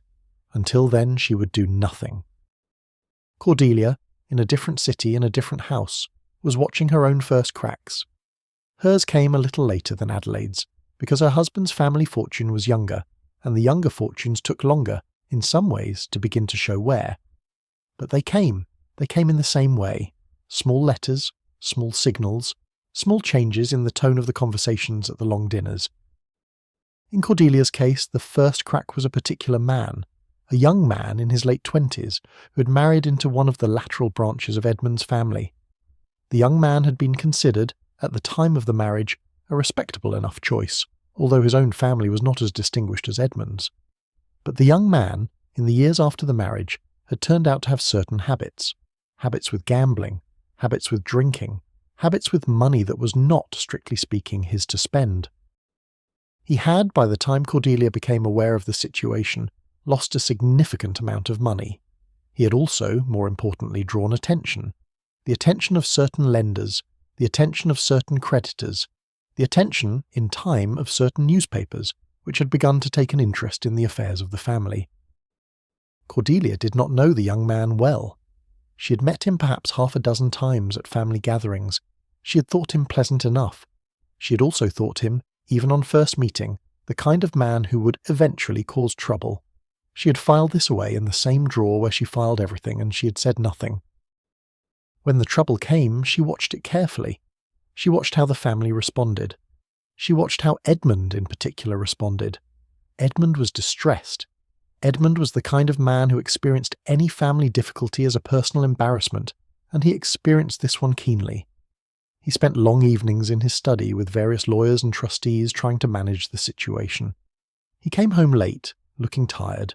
He apologized to Cordelia for being so often absent. She told him, gently, that he need not apologize. She told him that she understood. She told him that she would, of course, support him in any way she could. She was in every respect the kind of wife the situation called for, and Edmund, who had always been grateful for her, was more grateful than ever. What Edmund did not know was that Cordelia, in the same months, was making very particular notes in her own leather notebook. She was noting the names of the lawyers Edmund was meeting with. She was noting the amounts being discussed. She was noting the properties being quietly sold at low prices to cover the young man's debts. She was noting in particular the way Edmund's family was responding to the crisis, the way they were closing ranks, the way they were drawing on reserves they had not drawn on in a generation, the way they were, in effect, beginning to deplete the very fortune that had been the original point of her marriage. She found, somewhat to her surprise, that she was not pleased. She had expected to be pleased. She had spent 20 years preparing for cracks like this. She had imagined, in the long quiet evenings, the moment when the first cracks would appear. She had imagined feeling, when that moment came, a kind of cold satisfaction. What she felt instead was something more complicated. She felt a kind of sadness for Edmund, who was doing his best, and who was so completely unprepared for what was happening. She felt a kind of weariness at the realization that the family fortune, which had seemed so vast when she had married into it, was not, in fact, infinite. It could be depleted. It was being depleted, and it would continue to be depleted in ways neither Edmund nor his lawyers had yet imagined. And she felt, underneath everything, a quiet, careful resolve. The cracks had begun. They would continue. The fortune would not, in the end, survive. Whether by the young man's gambling, or by the next scandal, or by the slow accumulated weight of decades of poor stewardship, the fortune would eventually come down. Cordelia's role would not be to push it. Her role would be, when the time was right, to make sure that what came down was the right thing. That what was left, after the fall, was the part she wanted left. Because Cordelia, by this point, had a very clear idea of what she wanted left. She wanted her children left. She wanted her own quiet, accumulated fortune left, which she had been building in her own name for 20 years. She wanted, in the broadest sense, the part of her life that was hers and not the family's to survive. The rest, the great house, the country house, the family name, the long, slow tree, those things could fall. They were not, in the end, what mattered. She closed her notebook. She put it back in the bottom drawer of her dressing table. She went down to dinner, where Edmund, looking tired, was already seated at the head of the long table, waiting for her with his usual polite patience. She kissed him on the forehead, the way she always did. She sat down at her place. She unfolded her napkin. She asked him in a soft voice whether his day had been very difficult, and she listened, with every appearance of attention, as he told her that it had been, but that he believed with care the difficulties would pass. She did not tell him that she did not believe the difficulties would pass. She did not tell him anything at all. She simply listened and nodded and ate her dinner, and, when the meal was over, walked with him through the long hall to the drawing-room, where they sat together by the fire in the quiet way of long-married people, until it was time, at last, to go to bed. The quiet years were ending, the cracks had begun, the slow, careful work of decades was about to enter its final, longer phase. Now we come to the part of the story that is the hardest to tell quickly, because it did not happen quickly. The unraveling of these dynasties took years, in some cases decades. It was not a single event. It was a long, patient settling, like the settling of a great old house into the ground year after year, foundation stone by foundation stone. For Adelaide's husband's family, the unraveling took the form of a long series of small disappointments. The kind of disappointments that, taken one at a time, would not have mattered. Taken together, over 20 years, they hollowed out the fortune as thoroughly as if it had been deliberately emptied. It began with the calling of the small bank loan, which had been a signal but not yet a crisis. It continued with the decline of one of the iron foundries, which had been the family's flagship business for 2 generations. The foundry was not a bad foundry. It was simply, by the standards of the new century, a slightly outdated foundry. Its processes, which had been the most modern in the country 30 years before, were now no longer the most modern. The newer competitors, in newer parts of the country, were producing iron more cheaply and more efficiently and in greater quantities. The foundry could have been modernised. It would have cost a great deal of money. The family discussed it in long, anxious meetings and decided in the end that the cost was too high. This was the moment, Adelaide later thought, when the fortune truly began to die. Not the calling of the loan, not the scandal that would come a few years later. The decision not to modernise, the decision to coast on what the previous generation had built, rather than to build something new. The decision to be the kind of family that preserved, rather than the kind that created. Her husband had been part of that decision. He had not been the one who made it. He had not been senior enough at that time to make such a decision, but he had been in the room. He had voted, in the polite, careful way that men of his class voted on such matters, in favour of the more cautious course. He'd come home that evening looking, for the first time Adelaide could remember, slightly relieved, as if a difficult problem had been put away, as if the family could now go on, untroubled, for another generation. Adelaide had said nothing, of course. She had listened to him describe the decision over dinner. She had asked the right questions. She had made the right small noises of agreement. And after dinner, in her own room, she had taken out a notebook and made a small, neat entry. She had written, in her careful hand, the date of the decision, and a single sentence describing it, and she had underlined the sentence twice. Over the following years, the foundry continued to produce iron. It continued to make a modest profit. It continued to employ the same men it had always employed, in the same buildings it had always used. But its share of the market, year after year, slowly declined. The newer competitors, with their newer processes, took more and more of the country's iron business. The foundry's profits, which had once been the engine of the family fortune, became one of its smaller streams, and then, eventually, one of its smallest. The same pattern played out with variations across the family's other holdings. The railroad interests, which had been the second great pillar of the fortune, faced similar competition from newer lines and newer technologies. The decision was made, again, not to modernise. The cotton interests in the south, which had been the third pillar, faced their own difficulties, of a different nature, which the family preferred not to discuss in detail. The decision was made, again, to coast, to hold, to preserve. By the time Adelaide was 55, the fortune was still, by any ordinary measure, enormous. The house was still grand. The portraits still hung in the halls. The silver was still polished on Tuesdays. The chapel still smelled on Sundays faintly of lavender. To anyone visiting the family for the first time, the fortune would have appeared limitless. But Adelaide, who had been keeping her notebook for 36 years, knew the truth. The fortune was no longer growing. It had stopped growing in real terms around the time of the decision about the foundry. It had been, since then, slowly diminishing. Not dramatically. Not in any way that would have alarmed an outside observer, but year by year the income was a little less, in real terms, than the year before. The expenses, by contrast, were a little more.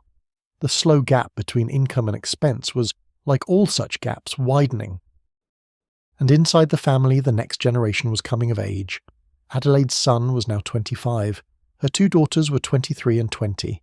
Her son had been groomed for years to take his place in the family business. He had been sent to the right schools. He had been introduced to the right people.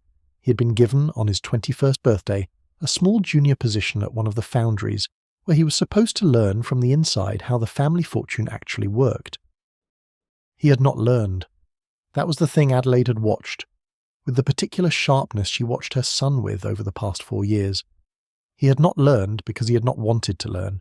He had wanted instead to do what young men of his class did. He had wanted to ride. He had wanted to gamble. He had wanted to travel. He had wanted to attend the parties his cousins attended and to marry, eventually, the kind of girl his cousins were marrying. His father had been disappointed. His father had, in the careful, restrained way of his class, attempted to encourage him toward more seriousness. The encouragement had not worked. The son had continued to be charming and pleasant and entirely uninterested in the business that supported him. He had a great deal of his father's politeness and very little of his father's caution. He was, in essence, the kind of young man who is produced when a fortune has stopped requiring effort. Adelaide watched her son with great love and great clarity. She loved him. She would always love him. He was her firstborn, the small, dark-haired boy she had once held in her arms in the long, quiet afternoons of his infancy. She loved him in the way she had been raised to love, without words, without grand gestures, with the careful, wordless attentiveness of an old house's silence. But she also saw him. She saw that he was not going to be the son his father wanted. She saw that he was not, in fact, going to be the kind of man who could carry the family fortune forward into another generation. She saw that, in him, the long, slow tree was, in some essential way, going to stop. He would inherit. He would spend. He would, in time, produce children of his own, who would inherit smaller amounts and spend them faster. The tree was going to taper. The branches were going to thin. And eventually, although it would take decades, the family fortune would simply, quietly, run out. This was, in fact, what Adelaide had been waiting for. Not arranging, just waiting for. The fortune was going to come down on its own. Her job, she had decided years ago, was not to make it come down. Her job was to make sure that, when it did, certain things were preserved and certain other things were not. She made her preparations. She had been making them slowly for years. She had been quietly arranging, through her own family's lawyers, that certain assets which had been part of her dowry and which were still, technically her own, would pass directly to her daughters, rather than into the larger family fortune. She had been quietly cultivating her 2 daughters, who were in different ways more thoughtful than their brother. She had been teaching them, in the careful, indirect way her own mother had once taught her, to see the world clearly. To understand that the rooms they grew up in were not the only rooms. To understand that the wanting they were not supposed to have was, in fact, allowed. The youngest daughter especially took to these lessons. She was the quietest of the 3 children, the most observant, the most like Adelaide herself. By the time she was 18, she had begun to understand, without ever being told directly, that her mother had been doing something for many years that was not what it appeared to be. She did not ask. She knew better than to ask. She simply watched and listened and waited to be told. Adelaide did, in time, tell her, not all at once, slowly, in pieces, over years. She told her about the leather notebook. She told her about the small network of women in other great houses who had been corresponding for decades. She told her about the decisions her father's generation had made and about why those decisions, although they had seemed safe, had been, in fact, the seeds of the family's decline. The youngest daughter listened. She listened with the careful attentiveness she had been raised to have, which had now found, in her mother's slow telling, its first true use. By the time she was 22, she understood her family better than any of her cousins ever would. By the time she was 25, she had begun her own notebook. The unraveling in Adelaide's family was not a fall. It was a long descent. Year by year, decade by decade, the fortune diminished. Houses were sold, properties were sold, paintings were sold. The eldest son, who inherited eventually when his father died, did exactly what Adelaide had predicted he would do. He spent. He spent generously, in the polite, careful way of his class, on the things his class spent money on. Horses, travel, parties, a villa in the south of France. He was not a bad man. He was, as Cordelia would have said in another city, an Edmund. He simply did not know how to do anything except inherit. The middle daughter married predictably into another old family and was absorbed into another long, slow tree, and disappeared, mostly from the part of the story we are following tonight. The youngest daughter did something different. She married, but she did not marry the kind of man her family expected. She married a man who worked, of all things, in the very kind of business her own family had once been part of, but had, 50 years ago, decided not to modernize. He was a younger man than she was by a few years. He was not, by the standards of her class, a brilliant match. But he was kind, and he was clever, and he was the kind of man who understood that the world was changing and who intended to be part of the change rather than left behind by it. Adelaide, who was by then in her late 60s, attended the wedding. It was a small wedding by the standards of her family. It was held in the chapel at the back of her own house, the same chapel where she herself had been baptized, almost 70 years before. There were perhaps 40 guests. The dress was modest. The reception was held in the smaller of the two dining rooms, with food prepared by the family cook, who had been with them for 30 years and who was by then very old. Adelaide watched her youngest daughter walk down the aisle on the arm of her elder brother, who was by this point already showing the soft signs of the life he had chosen. She watched her daughter say her vows. She watched her daughter turn to her new husband with a small, real smile, the kind of smile Adelaide herself had never quite been allowed to give, and she felt in the deepest part of herself the long, slow work of 40 years come at last to its quiet completion. She had not brought the dynasty down. The dynasty was bringing itself down, exactly as she had foreseen. What she had done was something smaller and, in her own private accounting, more important. She had taken one strand of the family's daughters, the youngest, the most observant, the most like herself, and she had carefully removed that strand from the rest of the cloth.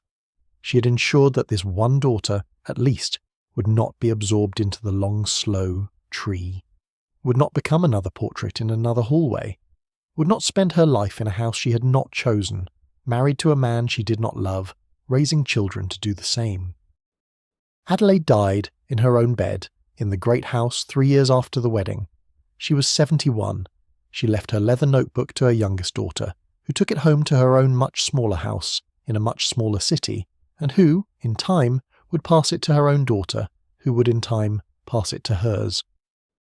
The notebook, by the time it reached its final keeper, contained the entire history of one woman's careful, patient resistance, written in a hand that grew slowly older across the decades, with entries beginning when the writer was 19 and ending when she was 71. The keeper read it slowly over many evenings in the soft light of a different century, and when she finished it, she understood, in the way one understands old houses, that she was part of something much older and much quieter than she had ever known. Cordelia's unraveling in her own family took a different shape. The crisis with the young man and his gambling debts had been the first, but not the last. There were others, there always are, in long families. A daughter who eloped, in another branch, with an unsuitable man. A son who lost a great deal of money in a speculation in the early years of the new century. A cousin who was implicated in a scandal that touched the family's name, although the family managed with great expense and great effort to keep his name out of the worst of the newspapers. Each of these crises depleted the family fortune a little further. Each of them tightened, a little more, the slow gap between what the family was earning and what the family was spending. And each of them, although Cordelia took no visible action, came at a particular moment in a particular way that suited her own quiet plans. By the time Cordelia was 60, she had become, although no one in Edmund's family quite realized it, one of the most important people in the family. Not because she had moved into any visible position of power. She had not. She remained, on the surface, exactly what she had always been, the gracious wife, the thoughtful daughter-in-law, the kind, slightly distant mother of 2 grown children. But underneath, she held by then more of the family's actual financial life than any other single person. Through the careful, decades-long work of her separate fortune, she had bought, in the course of the various crises, several of the family's properties at very fair prices.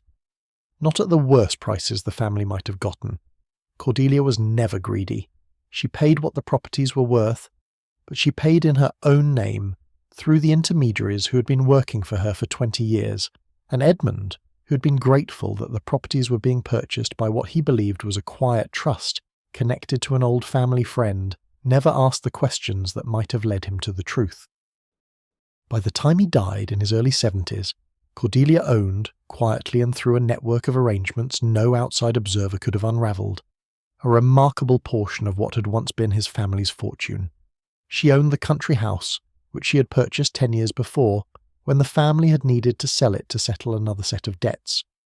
She owned the townhouse, which she had purchased shortly after Edmund's father had died, and the inheritance had been divided in ways the family had not entirely understood. She owned, in addition, a great deal of land, and a number of small businesses, and a portfolio of investments in the newer industries that had, by the time of Edmund's death, become the great industries of the new century. She owned all of this in trusts, in her own name, on behalf of her children.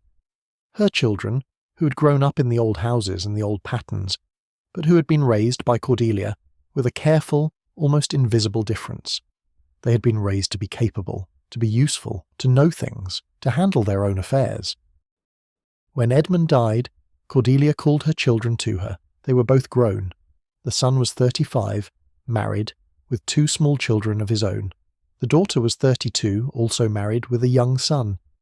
Cordelia sat with them in the small sitting room she had used for 40 years, the same room where she had once sat by the fire with her embroidery in her lap and her thoughts in motion, and she told them, finally, what she had done.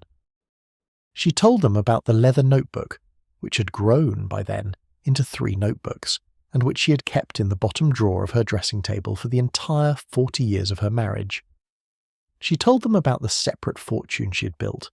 She told them about the properties she had purchased over the years, and about the businesses she had quietly come to own, and about the trust that had been set up to hold all of it in their names, so that when she died, they would inherit not the diminished remnants of their father's family fortune, but something quite different, something cleaner, something that had not been built on the slow grafting of old names onto new money, something that belonged in the deepest sense to no one but themselves.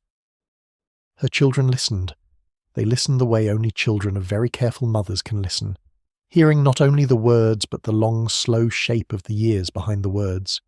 The son, who was a quieter version of his father, sat very still, his hands folded in his lap.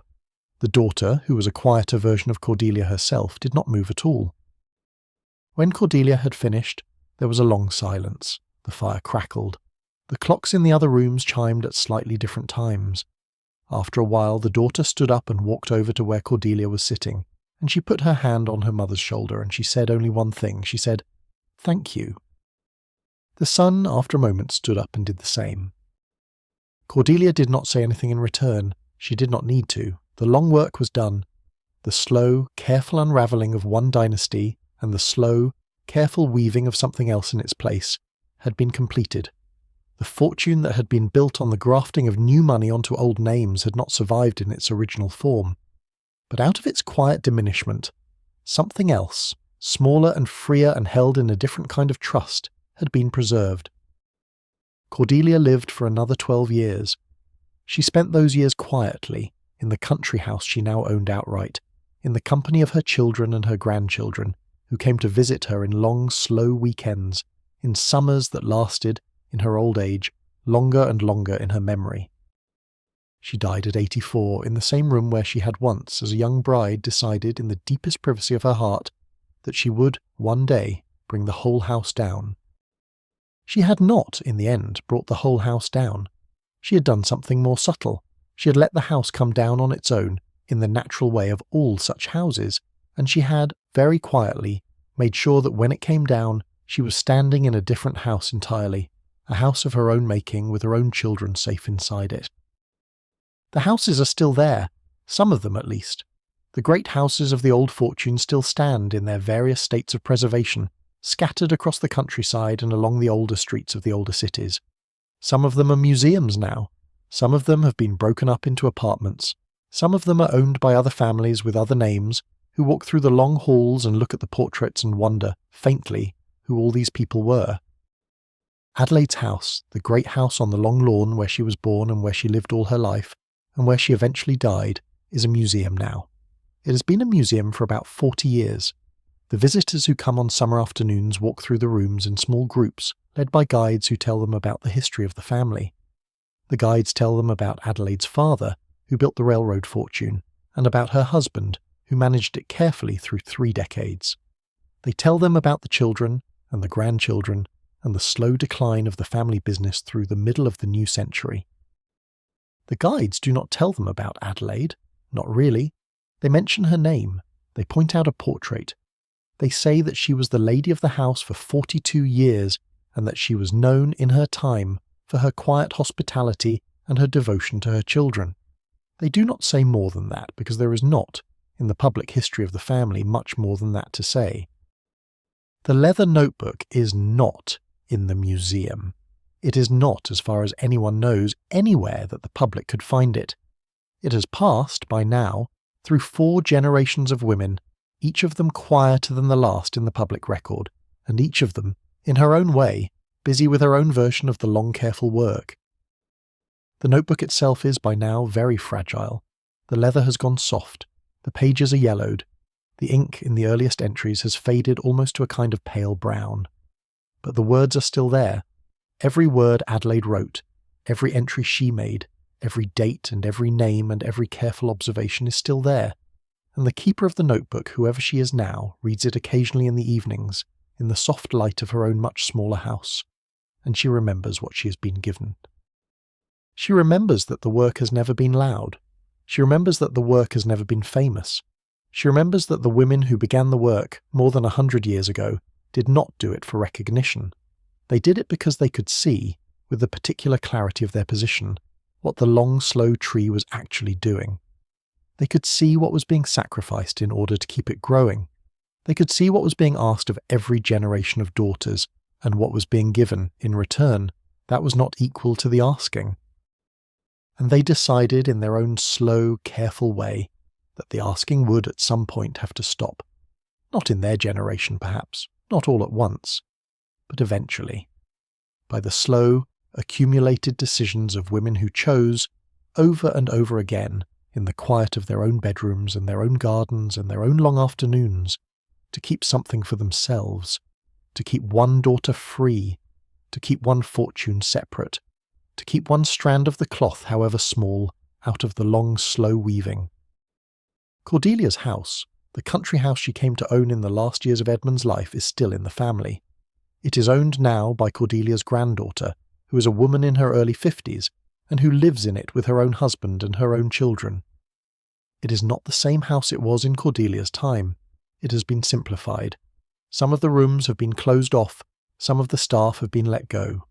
The garden, which was once tended by 4 full-time gardeners, is now tended by 1, with help from the granddaughter herself, who has, in her middle age, discovered a love of growing things.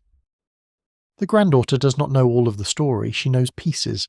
She has read some of Cordelia's notebooks, although not all of them.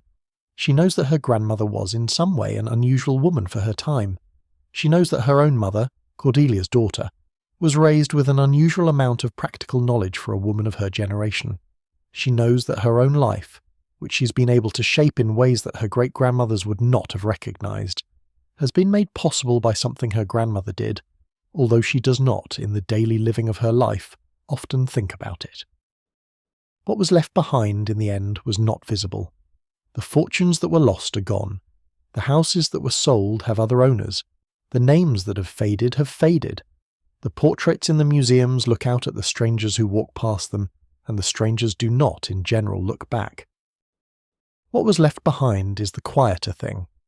The change in the shape of women's lives accumulated slowly over 4 or 5 generations, until the granddaughters of these women are now living lives that the original women could not have imagined, but for which the original women, in the deepest sense, prepared the ground. It is a strange kind of legacy. It does not appear in any history book. It does not appear in most cases in any family record. It is, by its nature, the kind of legacy that is preserved only by the people who choose to preserve it. And there are, scattered across many countries and many families, women who do still preserve it. Women who know, when they read the right kind of book, or hear the right kind of story, or look at the right kind of old portrait, exactly what they are looking at. They know that the women in the portraits, with their high collars and their careful expressions, were not always what they appeared to be. They know that the long, slow afternoons of those women's lives were not as empty as they were supposed to look. They know that, in the deepest privacy of those women's own hearts, Decisions were made that have, very slowly, very patiently, very quietly, changed the shape of the world. The houses are still there. The names are still there, although thinner. The fortunes in many cases are gone or reduced or held in trusts that nobody outside the family fully understands. But the women, in their long line, are still there too. In the daughters, in the granddaughters, in the great-granddaughters, in whoever, in whatever generation, picks up the careful work and reads the careful notebooks and continues. The lamps in the old houses are turned low, the fires have burned almost out, the maids, long retired, have moved on to other lives.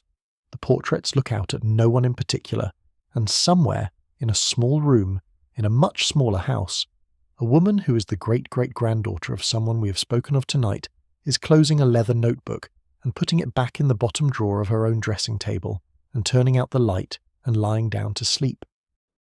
She has not done anything dramatic today. She has lived her ordinary, useful, mostly happy life. She has had her morning coffee and her work and her conversations with the people she loves. She has perhaps done one small thing that was harder than it looked, and that nobody noticed and that she will not mention. That is enough. That has always been enough. That is the entire shape of the legacy. She closes her eyes. The house is quiet. The fire is out. The clocks in the other rooms chime at slightly different times. She sleeps. It is very late now. The story is almost done. Let us walk before we end through one last set of rooms. These rooms are not in any of the houses we have spoken of tonight. They are not in Adelaide's house, or Cordelia's, or in any of the houses of the women who corresponded with them in the small, careful network that nobody knew about. They are in a different kind of house, a smaller house, a house that nobody in the long old families would have called a great house at all. It is the kind of house that came after the Dynasties, after the long, slow trees, after the careful grafting of old names onto new money. It is the kind of house that the granddaughters of the granddaughters live in now. It is, in many ways, the house that Adelaide and Cordelia and all the others were, without quite knowing it, working toward. It is not a large house. It has perhaps 8 rooms. It has a small garden in the back, with a few rose bushes and a small vegetable patch. It has a kitchen that opens onto a dining area, which opens onto a sitting room. It has a hallway with a few framed photographs on the walls. The photographs are old. Some of them are very old. Some of them show women in high collars, with careful expressions, in front of houses that were, when the photographs were taken, considered enormous. The woman who lives in this small house has not today done anything that anyone would describe as remarkable. She woke at her usual time. She made her coffee. She read for a while in the morning light. She did her work, which she does mostly from a small desk in the corner of the sitting room. She had her lunch, which she made for herself in the kitchen. She walked, in the afternoon, to the small grocery a few streets away. She came home. She prepared a simple dinner. She ate it quietly with a book open on the table next to her plate. And now it is late. The dishes have been washed and put away. The lamp by the sitting room window has been turned down. The cat, who has been with her for many years, is asleep on the windowsill. The house is quiet in the same particular way old houses are quiet, although this house is not old. Only the woman is old enough in any case to understand that her own quiet evenings are part of something much longer than herself. She sits for a while in her chair by the lamp. She's not reading. She's not doing anything in particular. She's just sitting in the soft, warm circle of the light, in the small, warm house, in the small, warm life she has, over the course of her long, ordinary years, slowly built for herself. She does not, in this moment, think about her great-great-grandmother. She does not think about leather notebooks, or about old fortunes, or about the long, slow unraveling of dynasties she has never personally seen. She thinks, if she thinks about anything at all, about the small, ordinary things of her own day. The book she has been reading, the garden, which will need water tomorrow, the friend who has promised to come for tea on Sunday, the cat who is dreaming on the windowsill of whatever it is cats dream of. But underneath all of these ordinary thoughts there is a quietness she does not have to think about, because it has been part of her for so long, the quietness of someone whose life has been allowed to be her own, the quietness of someone who was not, despite the world's long preference for arrangements, sold or grafted or pressed into any shape she did not choose. the quietness of someone who has been free in the deep, slow way that takes generations to arrange, to live the kind of a life her great-great-grandmothers, sitting in their own long afternoons, were dreaming of. She stands after a while. She moves slowly the way one moves in old houses, although her house is small. She turns out the lamp by the window. She turns out the lamp in the hallway. She goes into her small bedroom, where the bed has been turned down and where the moonlight coming in through the curtains makes a slow, soft pattern on the floor. She washes her face. She brushes her hair, although her hair is short now, the way she likes it. She gets into bed. She pulls the blankets up. The cat who has followed her settles at the foot of the bed in his usual place. She lies for a while in the dark, listening to the house. She can hear very faintly the slow tick of the clock in the hallway. She can hear very faintly the small, soft sound of the cat breathing. She can hear very faintly the distant sound of a train far away on tracks she has never travelled, going to a place she will never visit. She thinks, just before she falls asleep, of the photographs in the hallway, the women in the high collars, the careful expressions, the houses behind them that no longer exist. She thinks, without quite forming the thought, that she is grateful, not in any large way, in a small, slow, ordinary way, the way one is grateful on a quiet evening for the soft light and the warm bed and the long quiet life one has been allowed to live. The clock in the hallway ticks. The cat breathes. The moonlight moves very slowly across the floor. She sleeps. Now let us return one final time to the house where we began. It is very late. The fire has burned down almost to its embers. The lamps have been turned out one by one in the long corridors. The maids have gone to bed. The dogs have settled. The clocks in the different rooms are still chiming at slightly different times, although nobody is awake to notice. The drawing room is empty. The piano nobody plays anymore is closed. The chairs are arranged as they have been for 100 years around the cold fireplace. The portraits on the walls look out at no one. The light from the single lamp that has been left burning low in the hallway falls in a soft pale wedge across the polished floor. In the upstairs bedroom, in the great bed that has been in the family for 4 generations, an old woman is sleeping.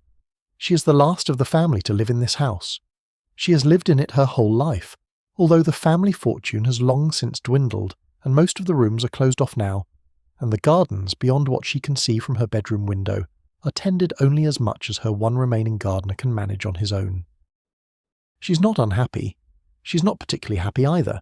She is, in the way of very old women in very old houses mostly past such categories. She is, simply, here. She's been here for 87 years. She remembers, when she remembers anything, things from very long ago, the first time she rode a horse, the first time she heard a piano played in this very drawing room, the first time her grandmother took her into the chapel and showed her where the family had been baptized generation after generation in the same stone font. She is the last. She knows this. She knows that there is no one to whom this house, in its current state, will mean what it has meant to her. Her own children, who are grown and have their own lives, in other cities, do not want it. Her grandchildren, who visit sometimes, do not want it either. The house will, after she dies, be sold. It will probably be turned into something, a school perhaps, or apartments, or, if the family's lucky, a museum, which is what some of the other great houses in the area have become. She does not mind. She's too old now to mind. She's had her long, slow life in this house. She has made of it what she wanted to make of it. She has, in her own small way, done 1 or 2 things in the course of her years that the women who came before her would have recognized. She has read the old notebooks, the ones that have come down to her through her mother and her grandmother and her great-grandmother. She understands what they meant. She understands that her own quiet life has been the result of choices made by women who never knew her, but who, in the long, slow way of their own preparations, made room for her. She is grateful. She is, in the very dim, very deep way of someone who has lived a long life, grateful. She has, in fact, done one small thing in the last few years. She has, with the help of a lawyer she trusts, made arrangements for the notebooks. They will not be sold with the house. They will not be put in the museum, if there is a museum. They will go to her own youngest granddaughter, who is 26, and who has, in the way only granddaughters sometimes have, asked the right questions during the long visits she has paid in the last summers of the old woman's life. The granddaughter does not yet know exactly what she's going to receive. The granddaughter only knows that there is something her grandmother wants her to have, and that it is something not many people know about, and that she should not, when it comes to her, show it to anyone for a while. The granddaughter is a careful young woman, in the way the women of this family have always, at their best, been careful. She will, when the notebooks reach her, sit with them in the small apartment she lives in a city far away from this old house, and she will read them slowly over many evenings in the soft light of her own lamp. And the work, which began in a different bedroom in a different house in a different century, will continue. The old woman in the great bed shifts slightly. She's not awake. She's dreaming, in the slow, soft way old women dream, of things that happened long ago, that may or may not have happened the way she remembers them. She's dreaming of a garden. She's dreaming of a young man, kind and a little awkward, who once showed her the name of a small fern growing in a crack in a stone wall. She does not know, in her dream, who he is. She does not know in her dream that she has never met him, that he existed only in the pages of the oldest of the notebooks, that he was, in the original woman's life, a young gardener who left at the end of one summer and was never seen again. She does not know any of this. She only knows, in the dream, that he is showing her a small green thing, and that she is happy to see it. And then the dream slips, gently, the way dreams do, and she is somewhere else, in some other garden, in some other afternoon, and the light is slanting long through the trees and there is no hurry. The fire downstairs is out now. The lamp in the hallway is the only light left in the entire house. The clocks have chimed midnight and chimed it again, each one in its own time. The dogs are asleep. The maids are asleep. The gardener in his small cottage at the end of the drive is asleep. The house is quiet. The portraits look out at no one. The chapel behind the house is dark. The old woman, in the great bed, breathes slowly and evenly. The dream has settled into the deeper, dreamless part of her sleep now, the part that, in the very oldest people, is sometimes hard to tell from the long sleep that comes after. Outside, the lawn stretches away in the moonlight, silver and grey and silver again. The elm trees lining the long carriage drive move very slightly in the night air. Somewhere, very far off, an owl calls once, and then is silent. The lamp in the hallway, the one last light in the great house, has been burning all evening. The wick is very low now. The oil is almost gone. It will not be replaced.